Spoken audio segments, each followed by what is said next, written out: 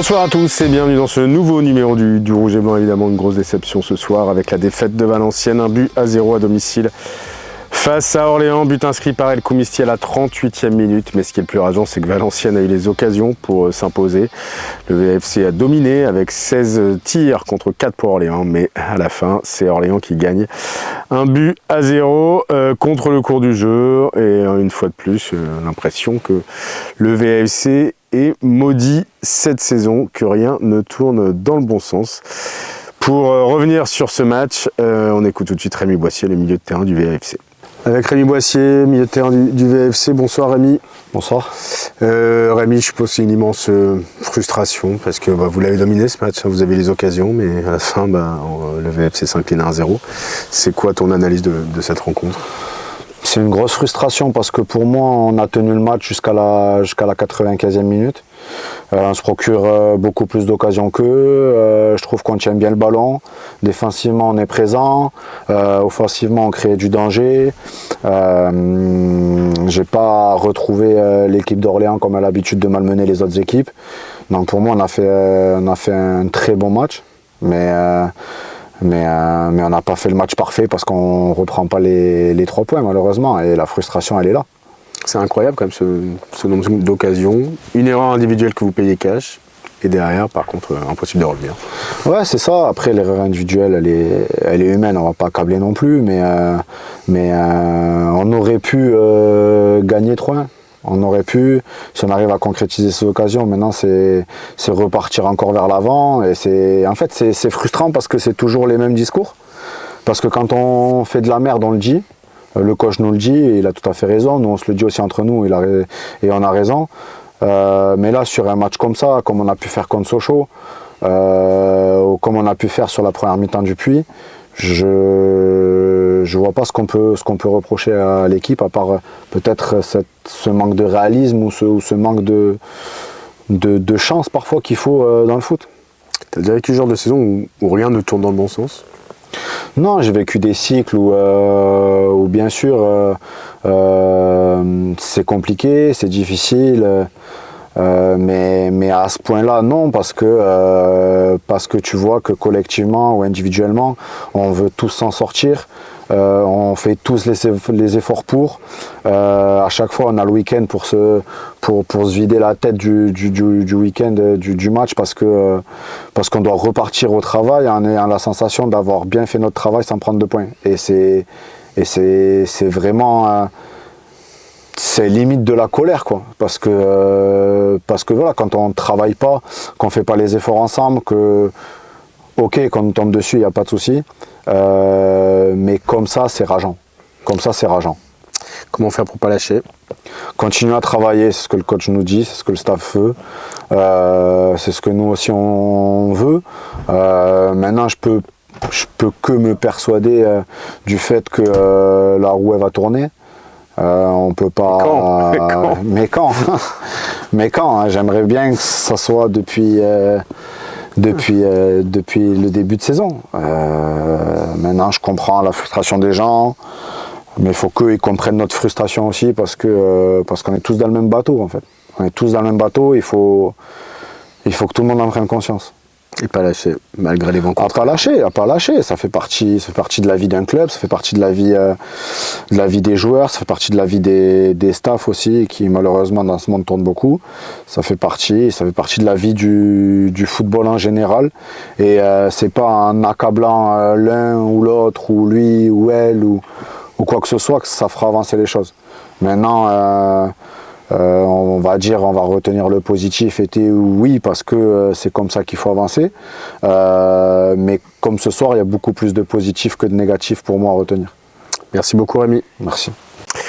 Rémi Boissier forcément déçu. Alors vous n'entendrez pas Stéphane Moulin qui a dû partir juste après la conférence de presse aux médias.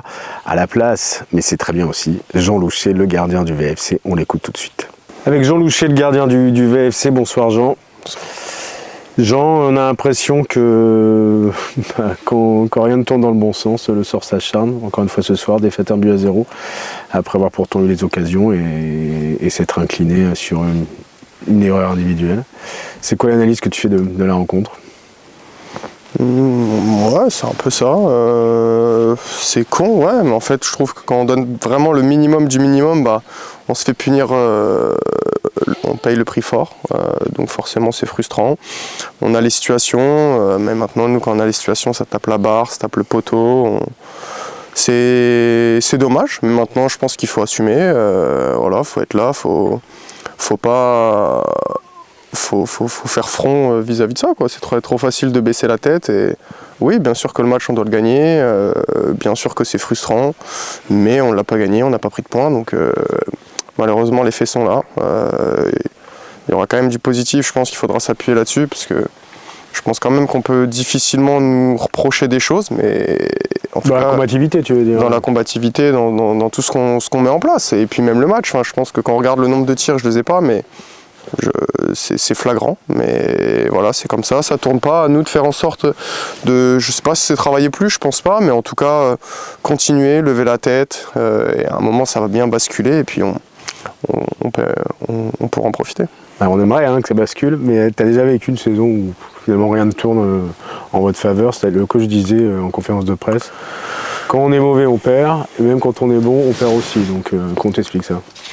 Bah, je trouve que ouais, là c'est long. Autant des fois il y a des cycles dans des saisons, oui ça se passe pas très bien, ça tourne pas trop, mais je trouve que sur une saison ça s'équilibre.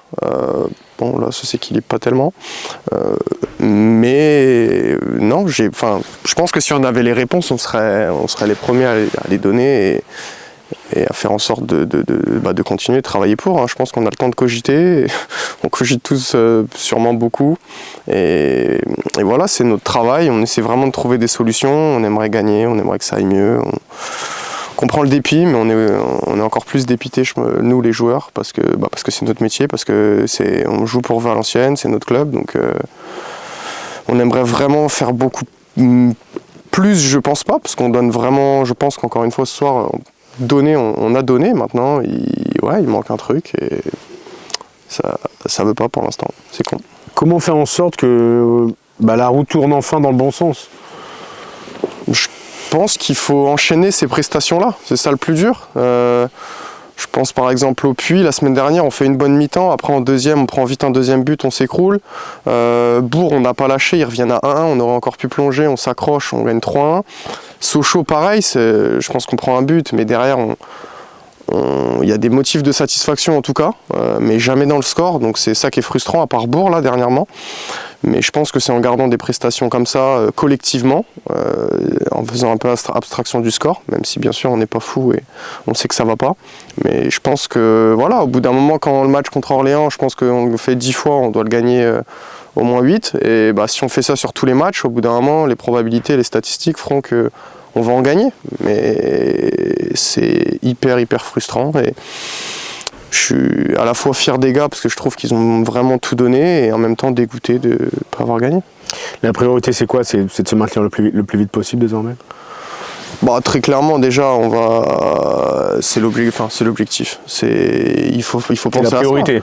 Ouais, je pense que là très clairement il faut penser à ça et puis après on verra. Enfin devant ils vont vite et en même temps devant ils vont vite et c'est une saison où je trouve ils ont aussi la réussite et ça tourne aussi en leur faveur. Enfin, on le voit, que ce soit quand on a joué contre eux, que ce soit Rouen, que ce soit Sochaux. Dijon, c'était ultra mérité.